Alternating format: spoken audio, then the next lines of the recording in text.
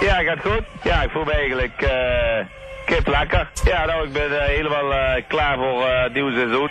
We gaan er gewoon weer lekker tegenaan. En ja, ik heb alle vertrouwen erin, dus ik heb een goede wagen.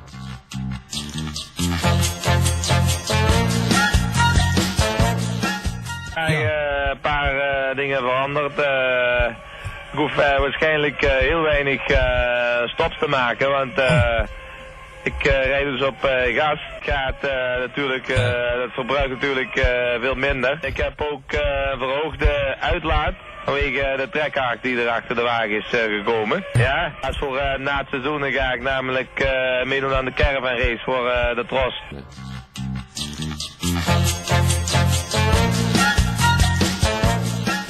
Het gaat eigenlijk wel heel erg goed. Alleen, ja, goed, de mensen die willen toch eigenlijk de hele avond een beetje over autorijden praten natuurlijk. Ja, nou bijvoorbeeld, dan wil ik weggaan, dan wil ik naar huis en dan zeggen de mensen van, Jos, nog één rondje. Weet je wel, dus dat is, ja, weet ik, je werkt er eigenlijk ook zelf aan mee natuurlijk, omdat je bent eigenlijk ook continu natuurlijk met autoracen bezig, zeker ook tijdens de carnaval. Je bent toch eigenlijk 5 dagen aan het tanken.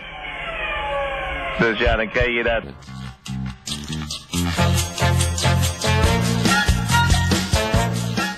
Kijk, geweldig cadeau heb ik gekregen. Ja, ik heb gekregen een heel mooi Ferrari dekbed.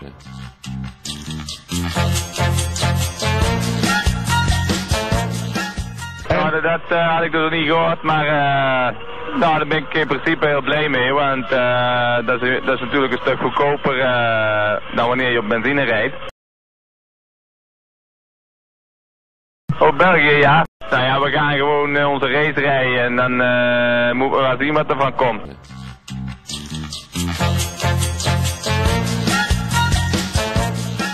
Dat was eigenlijk niet de bedoeling, we gaan gewoon met deze auto verder en misschien in de elektronica dat we nog een paar dingen wijzigen, maar dat zal niet veel zijn.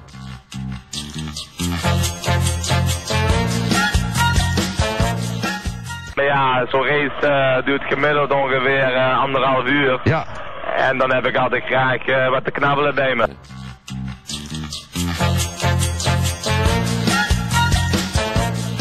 Het is een hele oprechte, eerlijke, open mens. Hoe is van de baan kent. Is het goed best voor hem, is hij goed voor Je baas en een sociale man. Kom op, Rot, dan slagen we weer met de typen. Wenselijk. Oké, dank u wel.